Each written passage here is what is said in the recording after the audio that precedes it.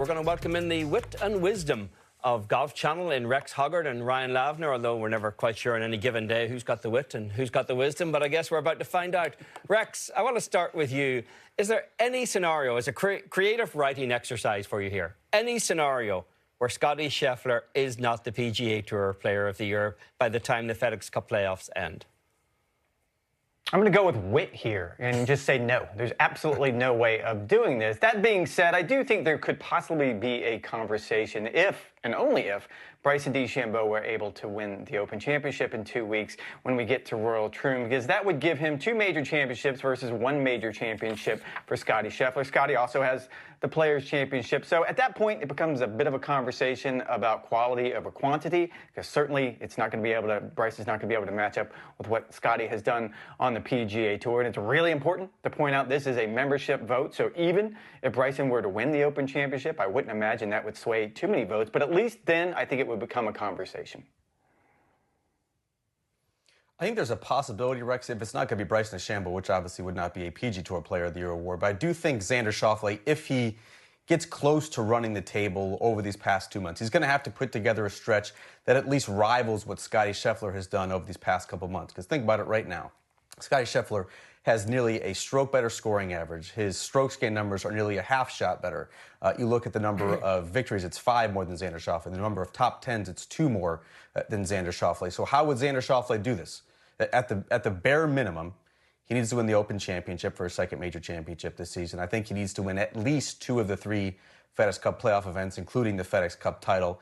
And he probably needs to win, again, the Olympic gold medal, which, although it's not an official PGA Tour event, keep in mind the PGA Tour membership is voting for that. And I do think that could hold a lot of sway. That's a lot of ifs. That's a lot of possibilities. But to me, Xander Schauffele is the only player who can potentially threaten, and it's going to take an absolutely historic stretch over these next 2 months. Rex, let's talk some history here as we make the Scottie and Tiger comparisons all the time. And as we look in the modern era, the most single-season wins in a tour season, no surprise, Tiger in 2000 notched 9. VJ in 2004 had 9. Scottie sits at 6. We don't know how many more events he's going to play in this season, but he'll have enough to chase that number 9. Can he get to 9 or possibly eclipse it, Rex? He certainly can if you look at the clip he's on right now. He's won 6 times, as you pointed out, in 15 starts. And if my math is right here, that's a 40% winning clip. And you're right, we don't know exactly what his schedule is going to look like, but you would assume safely that he's going to play the Open Championship. He's going to take a week off or so and then get ready for the playoffs. So that's 4 events, assuming he plays all 3 of the playoff events. And then I'm going to throw the Olympics in there, as Ryan just pointed out. Not an official event, but it's probably going to weigh in to this equation one way or the other. Let's say he can win at least 2 of those going into East Lake, the Tour Championship. I do think you could have an interesting conversation about the idea that, okay, maybe he could reach that number. Where this gets a little weird, and we've pointed this out time and time again, Scottie has never won a PGA Tour event in either July or August, so it seems like the deck is stacked against him. But when it comes to Scottie and the clip he's on right now, I'm not voting against him doing anything.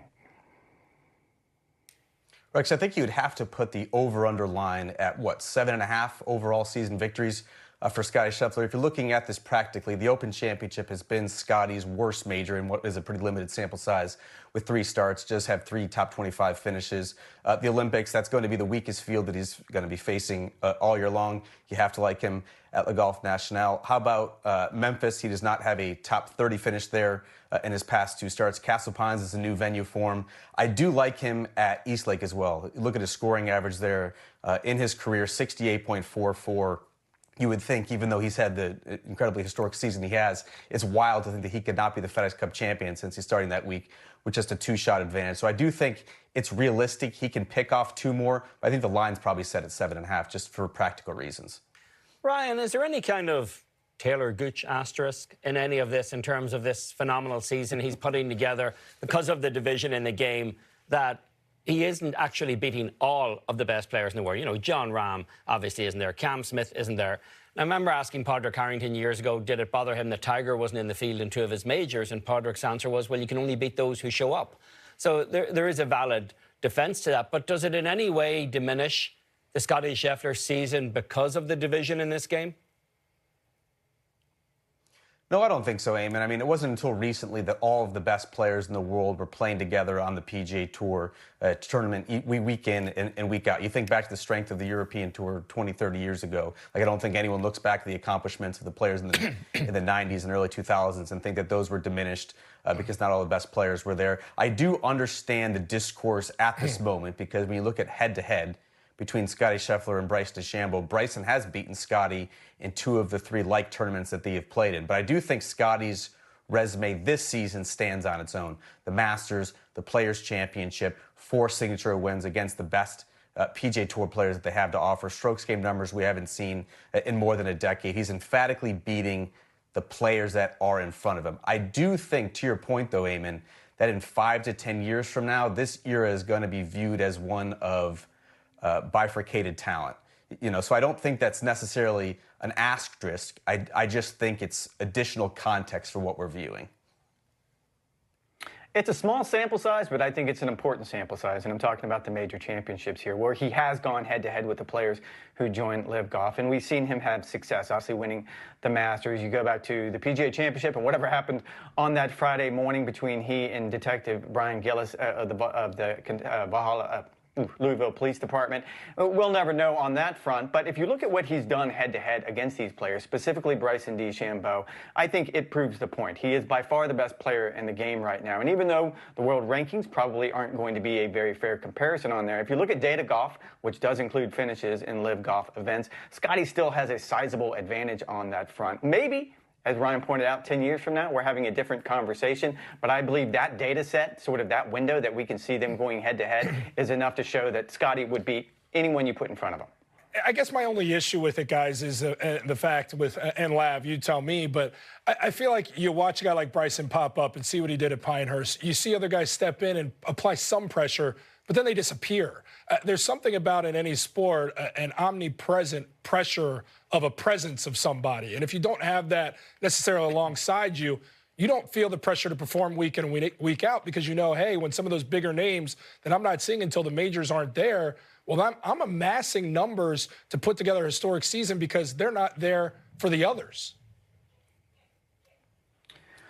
I see your point, Jordan, and certainly when you look at last year, on the PGA Tour, you look at what Jon Rahm and Scottie Scheffler were having the debate on who the PGA Tour Player of the Year was going to be. You had Jon Rahm kind of pop up, and he had four wins in very short order. But Scottie Scheffler was consistently excellent week in and week out. Again, you did not have some of the players who had defected to Live. You didn't have the Cameron Smiths. You didn't have the Bryson DeChambeaus, the Brooks Koepkas, the Dustin Johnsons. At least this time around, you do not have the Jon Rahm competing against him week in and week out on the PGA Tour. I think anyone, regardless of your affiliation or which tour you're a fan of, PGA Tour or Live Golf, I think it is indisputable that Scottie Scheffler is the best player in the world. I think it's just a bummer for golf fans that we only really get to see all the best players together 4 times a year.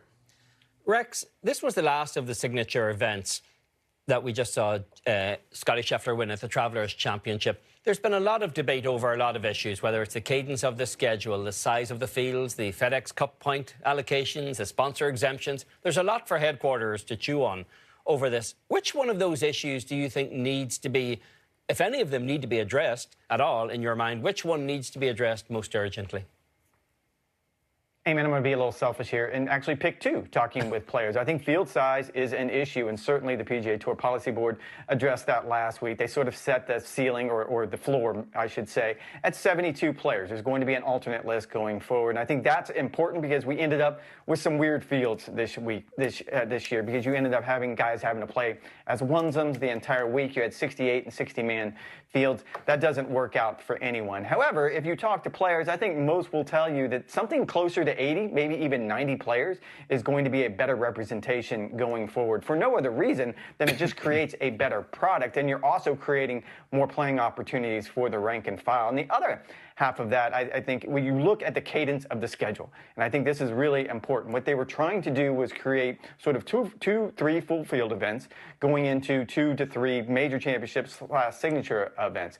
They did that the first year around, but what we ended up with is what we saw over these last 3 weeks when you had the Memorial Tournament, which was brutally hard, going into the U.S. Open, which was equally brutally hard, and then the Travelers Championship on the back end. You had tired players who didn't feel like being out there playing during this particular window. So I think the tour is going to have to take a really hard look at the schedule and just create a better cadence so you don't end up putting these players, these top players, through this grind that they're not playing their best golf.